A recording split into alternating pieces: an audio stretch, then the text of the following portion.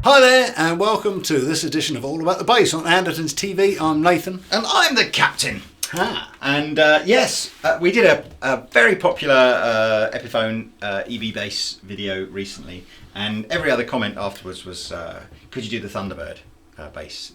Every comment. Literally every other comment nothing else on there. Can you do the Thunderbird bass? It was the same bloke over and over Yes, again. Mr. Thunderbird. It was Virgil. Mr. E. Brains, Virgil. Mr. Epiphone. What were the other names of them? Come on. Test your trivia on Thunderbirds. Oh, Virgil, Scott. Tracy. Brains. I thought Tracy was their surname. Hence the reason Yes, it was. Tracy Scott Island. Tracy. Come on. Lady Penelope.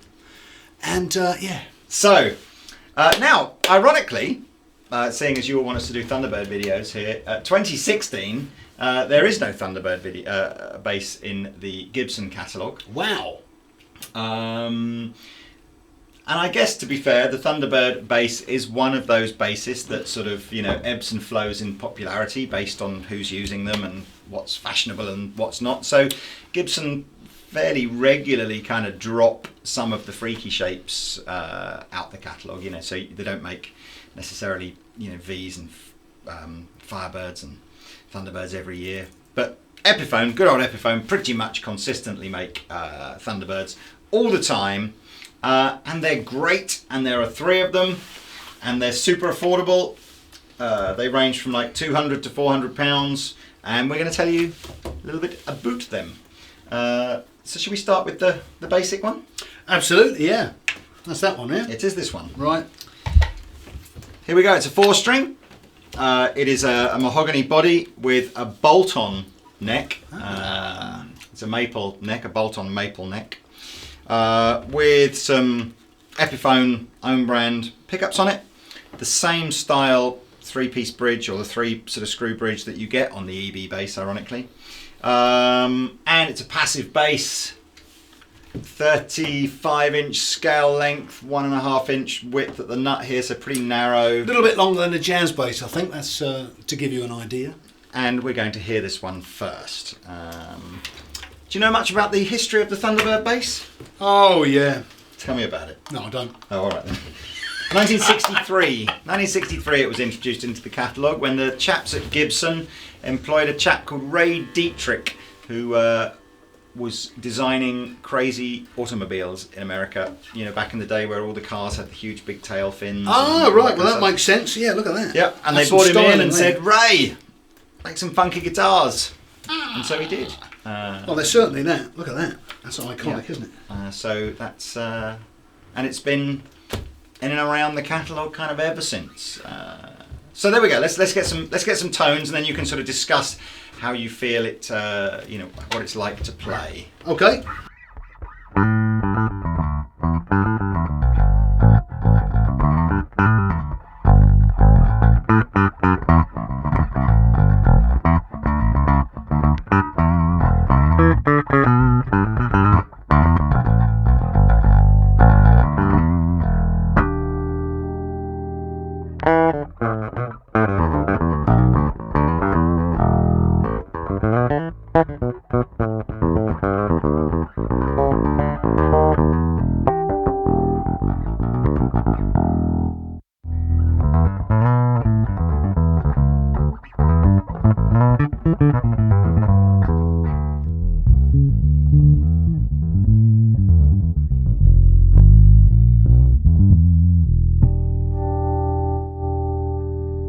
There you go. I quite like that. Now, it's a fairly unconventional looking bass. Does it feel unconventional to play? It's not unpleasant to play at all. Actually, the first thing I notice is it sits actually unusually comfortably. They've got the balance really kind of good there. We had a few comments on the EB bass one from. In fact, it was a bit of a mixed bag of comments from people who own EB basses. Yeah. Some of them going, absolutely love it. Yeah. Other them going, I had it for a while and I found the headstock kept pulling the bass down, so I sold it and haven't gone back. So where are we? Does this feel similar? It looks headstock heavy. You know, it looks like, or rather, it looks like it should be headstock heavy, but maybe you've got enough chunk back. I think that's why they built this bit here, because your arm sits really nicely on it. You know what I mean? So if it goes down, you just prop it up. It's great. It works. Yeah. So and on a strap, of course, I'm sure it's even better balance than that. But yeah, no, it's good. It's fine. Sits all right. Neck-wise, surprisingly narrow. I wasn't expecting it to be this narrow. It's really kind of, it's right up there, sort of jazz bass narrow. Yeah. Yeah. Yeah. A lot of vintage instruments. Sorry, a lot of the original electric basses, the older electric basses, are very narrow up here, aren't they? And it's almost more recently that necks have kind of widened out a little bit. Well, yeah, because you say, what's it like to play? Well, we've just come off the back of doing a demo for a 6-string bass, so it's very different to that. The neck is about half the width, and it's got about half as many strings. Yeah, I'm guessing it's from a time when, again, it was very much thumb round the neck, just grab it. Oh play yeah, it, yeah, more yeah. like yeah. an electric guitar than maybe sure thing. More modern bass playing is. Yeah, totally. Yeah, very traditional. Yeah. But yeah, no, it's all right. Nice to play. I don't mind it at all. Cool. Does it feel odd? I know some. I think particularly on the EB bass, well, maybe not on the EBs, but it looks like the neck starts kind of further over this way than maybe on a Fender bass would. So does it feel like you're doesn't feel further? No, it doesn't really feel weird to me. It feels very long because it really shoots out, and all the machines are on one side, making it as long as it possibly can be. Yeah. So it really does feel like some great old Civil War rifle. So I wonder. So is that one of those things we can kind of dispel the fact that, despite the fact it looks really different to a jazz bass, something like that? Yeah. That's all. It doesn't actually play that different to a jazz, in the sense of where everything sort of is. I can't really compare the two. A jazz bass obviously is different, but it's not massively dissimilar. Yeah. Let me put it that way. Because it's one of those things. I think the body shape people will make an assumption that it's like a bit of a weird one to play, but I think that is what I was expecting. To be honest with you, but actually no, it plays just fine. So it's like the weirdness is just in the visuals, not in the way it feels or plays. Yeah. And if you want something that looks a bit different and very cool, then that's a good place to start. I like this finish too. Yeah. So this is just called the Epiphone Thunderbird 4, and if you're looking for this online, they always spell the 4 in Roman numerals, so the sort of the 1V or the IV Thunderbird 4. Roman numerals, kids. Yes, this will set you back about £220 in the UK. Oh, really? Yeah. Not the easiest bass to try and find sort of cases and gig bags for and stuff like that, but I know we do sell them on the Andertons website. And I like it, but let's move up. Let's move on and up. Now, the next two basses are pretty much the same price. I think there's about £20 or £30 difference in them, and one is designed to be classic. So this is now the sort of set neck or through neck kind of design that you would typically expect to get on the Gibson version of this instrument, and comes loaded with the actual Gibson American pickups, so the same pickups that you would get on the Gibson, with the vintage style bridge, same kind of tone controls as you got on that one there, same feel and everything. And the natural finish one is called the Pro rather than the Classic, and I wouldn't necessarily mean that makes it better. This seems to be like a modern take on the whole thing. Yes, because obviously the controls. Active pickups, yeah. More modern style, high mass bridge, chunky bridge. Yeah. Other than that, again, I mean, it looks super cool. I love the sort of the fact that it's the natural wood finish, and you can see this fantastic kind of sort of piece of laminated sort of woods together here. That oil it yourself. It's nice. It just looks cool. It just Danish looks cool. oil. Well, I say it looks cool. That'll be a completely subjective thing, won't it? I think it looks cool. Yeah. And both these basses are around about the 350, 370 mark, something like that. So as I said, one is called the Classic and one is called the Pro. So let's start. Just for people's ears, Yeah. give us the last 10 seconds whittle on that, just so Okay, people yeah. have got it ringing in their ears.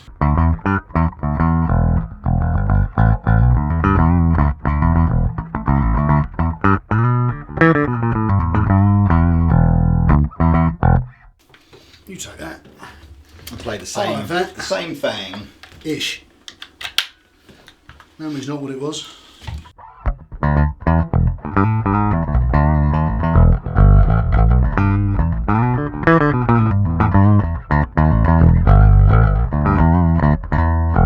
A little bit more output, a little bit more bass end maybe.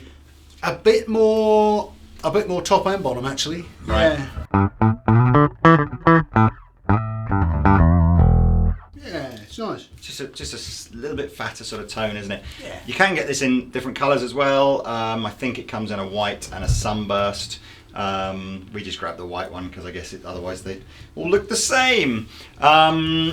So I'm kind of guessing is pretty much everything you're feeling about that much the same, because it is same nut width, same scale length. Yeah. It's just a through neck version with different pickups on it, basically. Yeah, no, absolutely. It's just obviously, white. It's like got cataracts. Yeah. It's got a sort of a whiter tone. Is that what you're basically sort of saying? It It's has. sort of, No, you're absolutely right. No, there's nothing really between those two. Just the sound, which is I guess what you're paying for. you ought to get a little bit more sort of vibration sort of transference coming through a through neck rather than a bolt-on neck as well. Yeah. So it might be that contributing to the sound as much as the fact that the pickups are different on this. Well, look, let's just let's stay on this. Let's give the guys a couple of different kinds of riffs and tones, and maybe a bit of extended playing. We can do that. So again, like the first one, you've got 2 volumes and tone. So that makes it pretty easy. You start off with the bridge.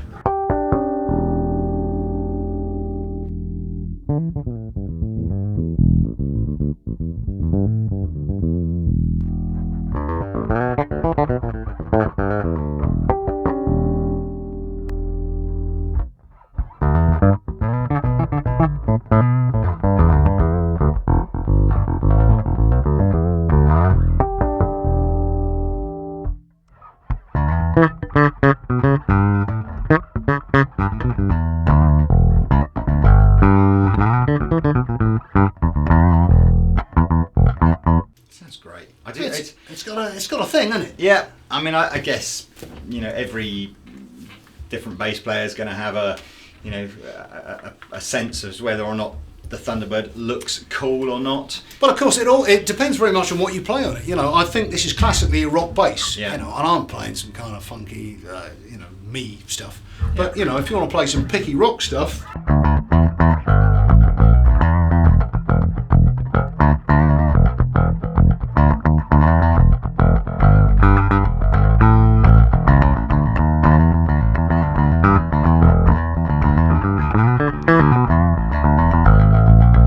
No, see, I can't help being funky. You can't help it I being funky. can't. See, I've got this thing. I need a funk removal tool. I've got this thing with the Thunderbird that it's a visual statement, and if you could just stand up, I just want to do a little bit of experiment here. King, stand up. And What are you going to do? well, I want to kind of know at what point is it impossible to play? Because for me, we need a strap. Okay, so we've equipped Nathan with a strap here, and we're going for the sort of the coolometer.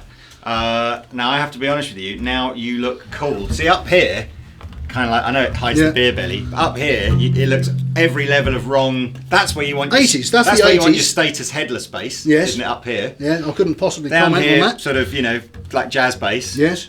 Here, Thunderbird bass. Oh, because it's a bit low on that. Yeah. Yeah, I like it. Do you like it? I like it a lot. See what we can play, shall we?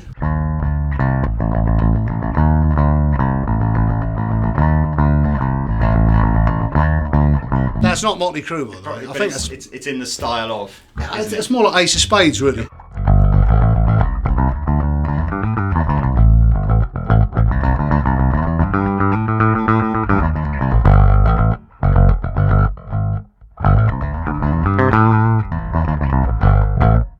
like to slap it? Could you go full Peter Do you Hook? want me to slap it?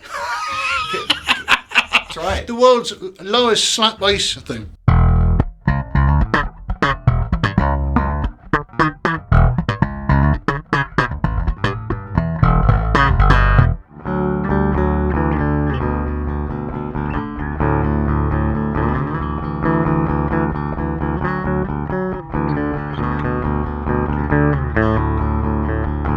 Easy, man. You can play that all night long. So look, if that's Lionel Richie.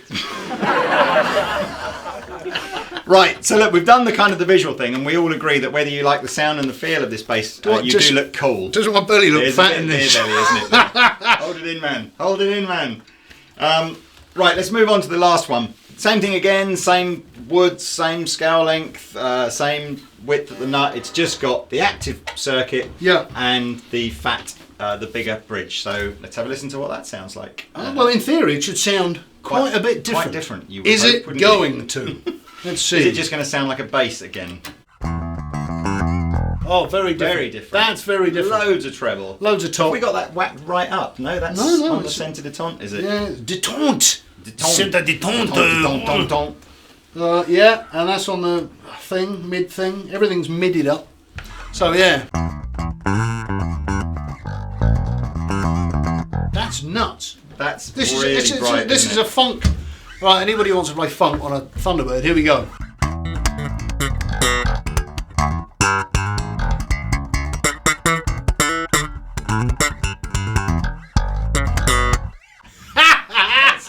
That couldn't be any more different sounding if it tried, could it? It couldn't, no.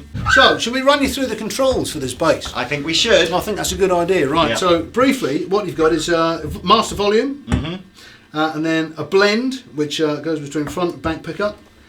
And then you've got treble and bass with the active EQ there. So what kind of sounds can we get out of that then? Okie dokie. So, front pickup, treble off.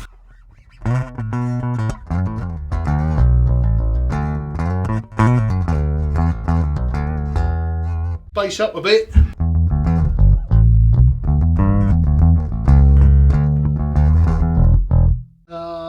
Treble up a bit. Or loads. Oh, not that much.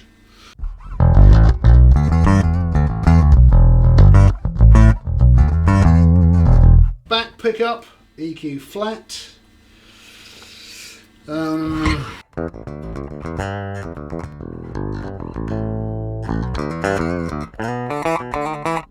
Bass up.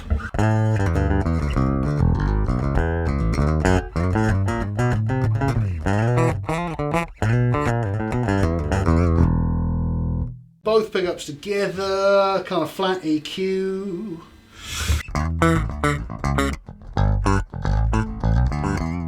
Treble off. Bass up.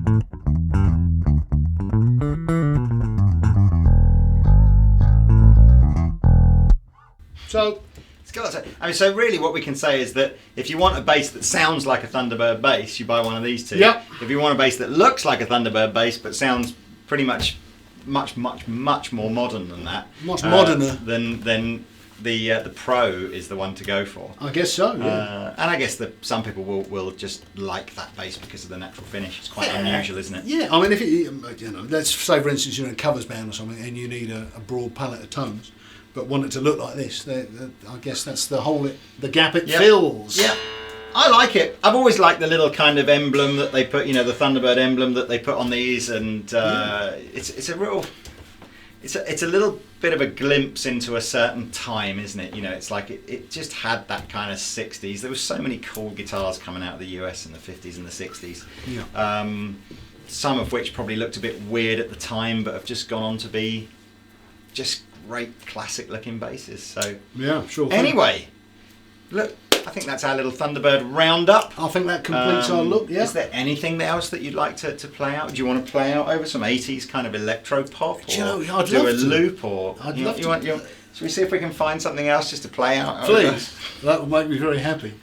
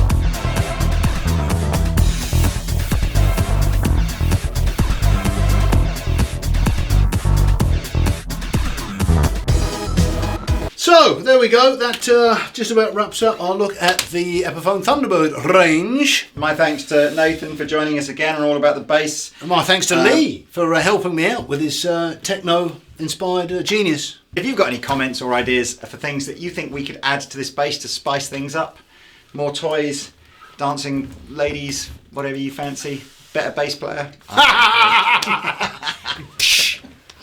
Never mind. That's it. Right, see you next time. Bye. See you later. Bye.